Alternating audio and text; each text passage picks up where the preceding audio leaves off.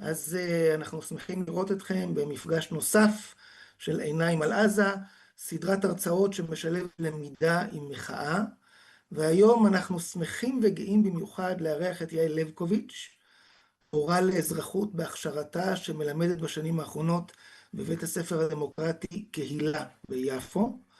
יעל מצאה את עצמה שלא בטובתה, נגרסת על ידי מכונת הרעל ברשתות ואצל השופרות בתקשורת, שתרגטו אותה לא בגלל פעילותה החינוכית חלילה, אלא בגלל הנוכחות שלה ברשתות החברתיות, פוסטים שהיא מפרסמת בענייני דיומה, שקשורים תמיד לפעילות המחאה שלה בגוש נגד הכיבוש, בנוכחות מגנה בגדה ובארגון מסתכלים לכיבוש בעיניים.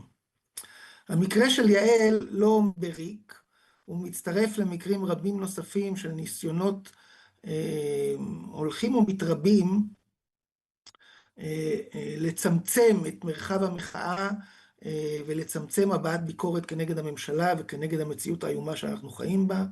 רק היום התפרסם דיווח על דוקטורנט לאנתרופולוגיה, זו הדיסציפלינה שלי, שחי בארץ כבר כמה שנים במסגרת מחקרו, ואתמול כניסתו לישראל סורבה בשל פעילותו בנוכחות מגנה, כן? והאמת היא שלא צריך ללכת רחוק מדי, גם אנחנו כאן באוניברסיטת חיפה חווים בימים אלה מהלך לביטול הכנס שלנו, עיניים על עזה, שאמור להתקיים בעוד כשבועיים. אנחנו מקווים מאוד שנצליח להתגבר על המחסומים האלה, אבל נחיה ונראה. מכל מקום, לאור המציאות הקשה הזאת והמעגלים המתרחבים של צנזורה והשתקה וניסיונות לעקר את המחאה, חשבנו שאין ראוי מלארח את יעל ולשמוע ממנה על החוויות שלה מול כל מיני גורמי ממסד משתיקים. אז יעל בבקשה, כנהוג אצלנו 8 דקות, ולאחר מכן נפתח את הבמה לשאלות. בבקשה. תודה עידו. אז כן, אז אני יעל, אני מורה בבית ספר יסודי ופעילה לא מספיק, די זוטרה למען זכויות אדם ונגד הכיבוש. אני מתרגשת מאוד להיות פה וקצת נבוכה אחרי כל האושיות שהיו פה, כי אני מגיעה ממש בתור אחת האדם, אין לי ידע נרחב בשום דבר, אני אפילו את האקטיביזם שלי לא עושה בצורה מספקת כמו שהייתי רוצה. הדבר היחיד שמיוחד בי זה שחוויתי, כמו רבים אחרינו, כמו שעידו אמר, השתקה. ועל זה באתי לדבר היום על ההשתקה, אבל לא רק על ההשתקה שחוויתי מלמעלה מהשלטון, אלא גם על השתקה שחוויתי מלמטה מהשטח, שחווינו רבים מאיתנו, אני לא לבד בשום דבר. ההשתקה מלמעלה אומנם קשורה למשלח היד שלי, אבל שוב, היא מאוד מקובלת, מאוד פופולרית במקומותינו לצערנו היום. במקרה שלי התבטא בצורת הזמנה לשימוע במשרד החינוך, על פוסטים שכתבתי בפייסבוק. בפוסטים שלי השתמשתי במילים קשות ואיומות כמו ג'נוסייד או כמו פשעי מלחמה, התייחסתי לגדה, התייחסתי כמובן וכמובן לעזה, אבל ההזמנה לשימוע היא הייתה תגובה לשתי כתבות שעשו עליי בערוץ 14, כתבות מאוד מכפישות, שקריות, עם המון אי דיוקים, אני משתמשת בלשון עדינה, והכתבות בערוץ 14 היו תגובה למרדכי דוד, שפגש אותי בהפגנות באוגוסט, עם תמונה של ילדה מורעבת, ועם שלט של Stop the Genocide, וצילם אותי כמה פעמים, והחליט התפקיד שלו בחיים זה להביא לפיטוריי. אז הוא גייס 2 הורים מבית ספר, והם אכן הגישו תלונה. התלונה של ההורים נסגרה בכלום ושום דבר, שיחה עם המנהל, שבו אמרתי מה שבפייסבוק נשאר בפייסבוק, אבל הכתבות בערוץ 14 הם שהפעילו את משרד החינוך, שכן, שהזמין אותי לשימוע. בשימוע לא דיברו בכלל על התלונה של ההורים, זה בכלל לא היה הקייס היה אך ורק דברים שאמרתי בפייסבוק, מילים קשות, שהמילים האלה הן לא משהו שלא מוכר לנו, שלא יבהיל פה מישהו או יעליב מישהו, בסך הכל מילים מתוך הרפרטואר של המשפט הבינלאומי, אוצר המילים המשותף שלנו הישראלי, למשל אחד הלחמי המילים שהגה ישעיהו ליבוביץ' הנביא, זהו דברים ממש לא מעליבים, אבל משרד החינוך טען שאני עברתי על חוזר מנכ"ל, שאוסר על מורה להעביר ביקורת מעליבה על השלטון או על החלטותיו. מעליבה אם יש פה מישהו מתחום המשפטים, זה מן הסתם החלטה של בית משפט ולא של פקידים במשרד החינוך, ובאיזון הזכויות האלה שבדרך כלל עושים כשזכות נפגעת, יש לי הרגשה שהזכות לחופש ביטוי ולהשתתפות פוליטית עולה על הזכות המעורפלת של שלטון כלשהו שלא להיעלב. ביקשו ממני לסגור את הפייסבוק, שיהיה פתוח רק לחברים, אני אמרתי זה לא יקרה, והשימוע נגמר בזה שאמרו לי שתוך כמה ימים חוזרים אליי עם החלטה, עבר חודש וכמעט חודש וחצי ועדיין לא שמעתי דבר. אחרי שיצאתי מהשימוע מצאתי את עצמי במצב שאני קצת משתיקה את עצמי, כי אני חוששת שכל דבר שאני אגיד ייכנס לתוך ההחלטות של השימוע, אבל לקח לי בערך שבועיים להבין שהמסמוס והמריחה של משרד החינוך הם חלק מאותה השתקה, ואז החלטתי שאם אני כבר במצב הזה שלא בחרתי בו, אז אני חייבת לנצל את המומנטום ואת הבמה שניתנה לי ולדבר, ואחד המקומות הראשונים היה אצל אור קשתי במוסף הארץ. מוסף הארץ עשה כתבה, אור קשתי עשה כתבה מאוד הוגנת, אבל הכותרת שלה נשאה את השם הפגינה בקפלן והוזמנה לשימוע, שזה היה כותרת טיפה מטעה, כי אני לא הוזמנתי על זה שהפגנתי בקפלן, אלא על זה שהפגנתי עם תמונה של ילדה עזתית מורדת, וכמובן על מה שכתבתי. זה לא משנה, כי הכותרת הזאת הספיקה לחלץ משקמה ברסלר ציוץ בסגנון, מי שמכיר את יעל לבקוביץ' שימסור לה שבזכות אנשים כמוה אנחנו נציל את ישראל. והציוץ הזה מכניס אותי להשתקה השנייה שרציתי לדבר עליה, שמבחינתי היא יותר משמעותית. כי ממשרד החינוך אני לא מצפה להרבה. מהשלטון הנוכחי אני באמת לא מצפה להרבה, אפילו מתייחסת קצת כאות כבוד לשימוע שהוזמנתי אליו, אבל השימוע המשמעותי שמתרחש לא מהיום ולא מאתמול, הייתי אומרת מהפגנת המטריות ב-23, אבל בואו, זה הרבה הרבה לפני, ההשתקה הזאת זה השתקה מהשטח, שהיא שקטה ארוכת שנים, והיא מסתתרת תחת המסווה של קריאה לדמוקרטיה. ושותפים להשתקה הזאת בעצם מאות אלפים, רבים ממאות אלפים שמפגינים תחת הסיסמה דמוקרטיה, מי שאנחנו בגוש נהנים לפעמים לקרוא להם דלאבים, דמוקרטיה ליהודים בלבד.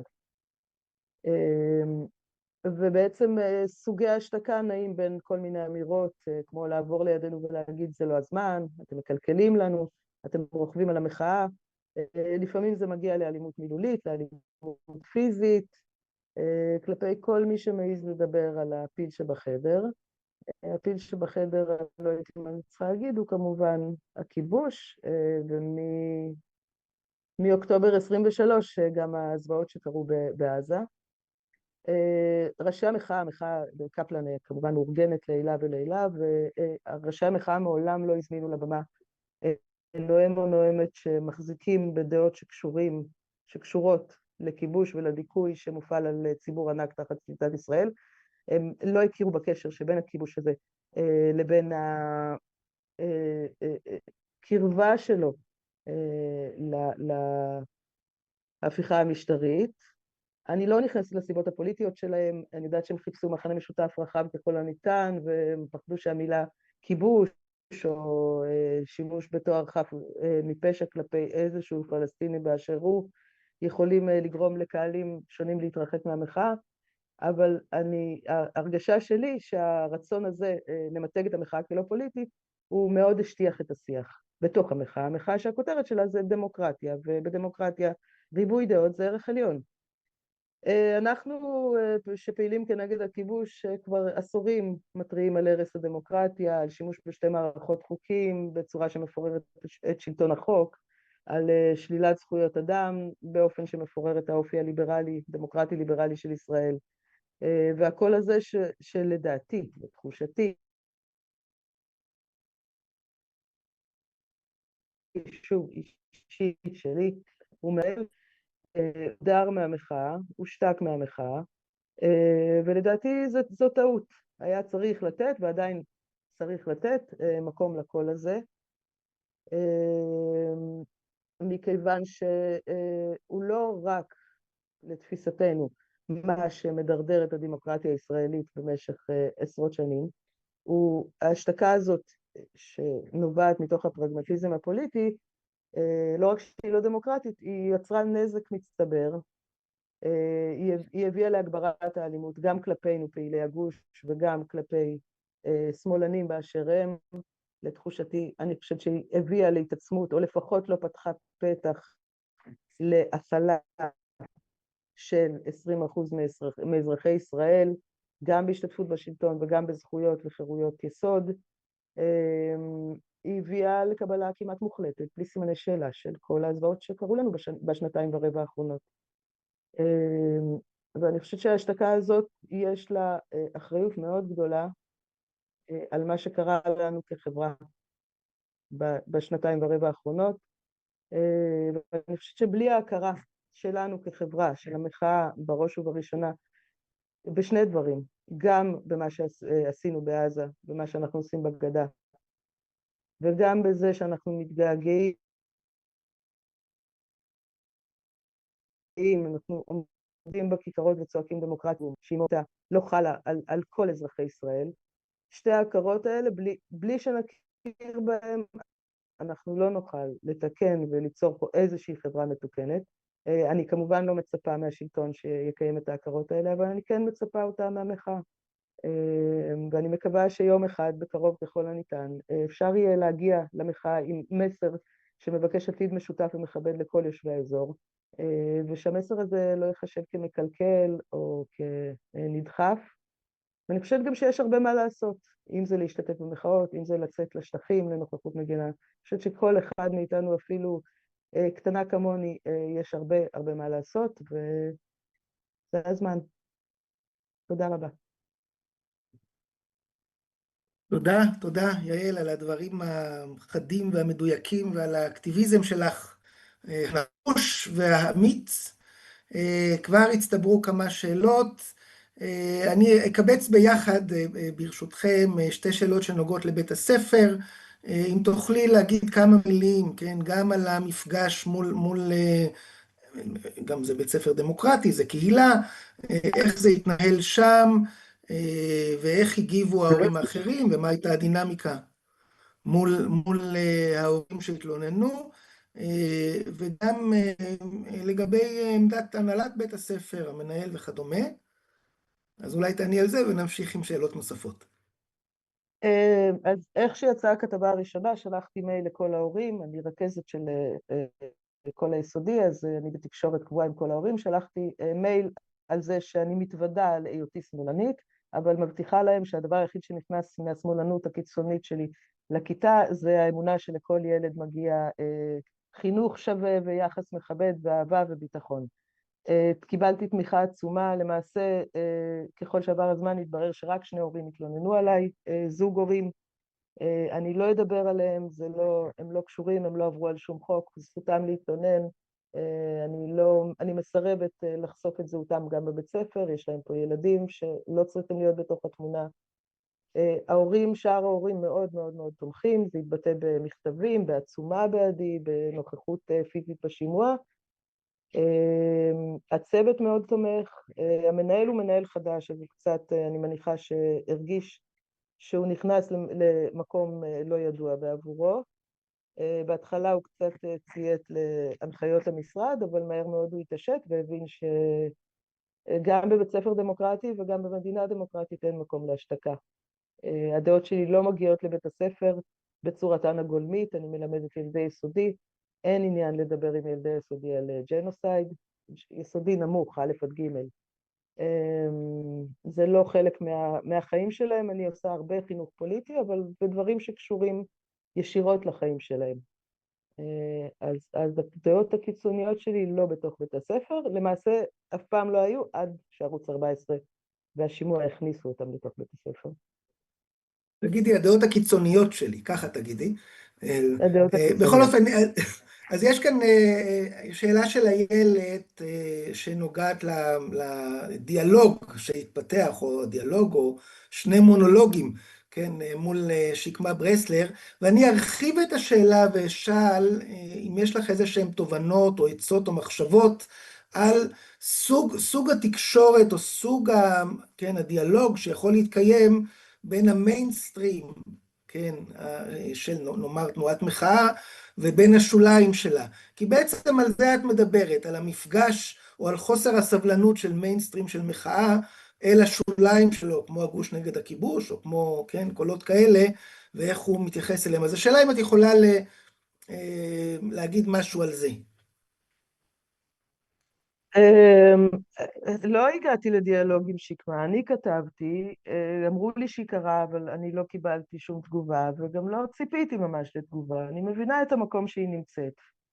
אני לא מצפה שהיא תעלה אותנו לבמה, זאת אומרת, אני כן מצפה שהיא תעלה אותנו לבמה, ואחר כך תעלה עם הדגל ותגיד, אני לא מסכימה עם זה, אבל אני איאבק על זה שגם זה יישמע פה. זה מחאה דמוקרטית. מבחינת מה אנחנו כן עושים, אנחנו תמיד עומדים בשוליים של ההפגנה, אין הפגנה שפספסנו, ואנחנו מדברים עם אנשים, ויש אנשים שבאים ושמקשיבים, וזה ממש כאילו סוג של גאולה דרך אביבים, כאילו עוד אחד ועוד אחד ועוד אחד. התחושה שלי לפני 7/10 הייתה שהמילה כיבוש חזרה לתל אביב. דרך החולצות אין דמוקרטיה עם כיבוש, דרך העמידה הזאת, מילה שבאמת נדחקה מהז'רגון הישראלי, חזרה לתל אביב. המלחמה כמובן השיגה אותנו הרבה צעדים אחורה. במילים אחרות, אם אני רק אולי מפרש את מה שאמרת, בסופו של דבר המחאה המיינסטרימית בקפלן כן הכילה את הגוש נגד הכיבוש, גם אם היו פה ושם עימותים כאלה ואחרים, גם אם היו אנשים שעברו וצעקו איזה מילות גנאי כאלה ואחרות, לא היה ניסיון ממשי לדחוק ולהעלים, ואת אומרת שאפילו התרחב השיח הזה והתקבל. האם זה תיאור נכון של מה שהיה, או איך את רואה את הדברים? אני מניחה שזה תיאור נכון. לא היה שום עשייה אקטיבית כדי לשלב אותנו, אבל גם לא הייתה עשייה אקטיבית כדי לדחות אותנו. הייתה התעלמות, וההתעלמות הזאת ללא ספק שירתה את הגוש ואת הכיבוש, את ההתנגדות לכיבוש, כלומר. כן, לעמוד ליד הפגנה כל כך גדולה, שתמיד אנחנו רגילים לעמוד 500 איש עם עצמנו, זה שינוי מאוד מרענן. אז כן, אז תודה למחאה. אבל אולי הגיע הזמן לעבור שלב ולתת לו עוד קולות. שוב, לא רק הקול של נגד הכיבוש. יש המון קולות דמוקרטיים שהמחאה הזאת לא מכפילה בפנים. כן. אם בכל זאת מנסים לחבר את שני המימדים האלה של יחסי גומלין, כן, בין מרכז לשוליים, שאת מדברת עליהם. אחד הוא נאמר מול מערכת החינוך, והנהלת בית הספר, משרד החינוך, והשני אל מול המחאה. האם את חושבת שהמימדים האלה מהדהדים זה את זה, או שהם עומדים לגמרי בנפרד? האם יש איזושהי אסטרטגיה לגבי, שאת יכולה להציע, כן, להתמודדות איתם? אני מצאתי שברגע שיש אויב משותף, אז יש יותר שיתוף פעולה. זאת אומרת, כשמשרד החינוך תקף אותי, אז הרבה דלאבים, אני אומרת את זה בעדינות, אנשים שתומכים בדמוקרטיה כמו שהיא הייתה נהוגה במחוזותינו עד לא מזמן, פתאום הזדעזעו מזה שאני הותקפתי. אני לא הזדעזעתי מזה, כי זה היה צפוי וברור לי, כאילו לא הופתעתי שלשם הגענו. אבל כן, אני חושבת שלאט לאט שנחווה את אותם מופעים של התנהגות, אלה שמחלחלים כבר הרבה שנים מהמקומות ההם, אז אני חושבת שכן תהיה איזשהו חיבור, איזשהן הבנות של חיבור. למעשה אנחנו זמננו תם, אבל בכל זאת עוד כמה שאלות קצרות שהצטברו. שאלה אחת לגבי קשרים עם גורמי מחאה לא יהודיים, כן, פלסטינים אזרחי ישראל או פלסטינים בשטחים. שאלה נוספת לגבי ארגוני עובדים, או כן, כל ההיבט הזה של הגנה על עובדים בשימוע וזה, האם הוא בא לידי ביטוי בתהליך שאת עברת? ושאלה לגבי תלמידים ערבים בבית הספר שאת מלמדת. האם יש, והאם שם היה איזשהו... כן. לשאלה הראשונה לגבי שיתופי פעולה עם גורמי מחאה פלסטינים, אני לא מוסמכת לענות. אני באמת פעילה מאוד זוטרה, אני מגיעה לעשות נוכחות מגנה, אני לא בהנהגה של שום ארגון, אין לי את הזמן לזה לצערי הרב. השאלה השנייה, סליחה, מה הייתה? לגבי עזרה, ארגוני עובדים. לא יודעת, הקרן החדשה ומשמר החינוך הממלכתי התנדבו לעזור לי, ואכן עושים את זה. ושאלה שלישית? לגבי תלמידים ערבים בבית הספר. אוקיי, הבנתי למה שכחתי את זה. לצערי, מעטים בודדים מאוד. החסם עד השנה היה המחיר הגבוה של בית הספר, שרק השנה הפך להיות רשמי. עד השנה נאבקנו המון שנים לזכות בהכרת עיריית תל אביב. והחסם השני, אני מניחה שבית ספר דמוקרטי זה למי שיכול להרשות לעצמו להשלים בגרויות מתישהו אחר כך. זאת התפיסה. כן. אז לצערי אין לנו הרבה מהם, למרות שהיינו רוצים.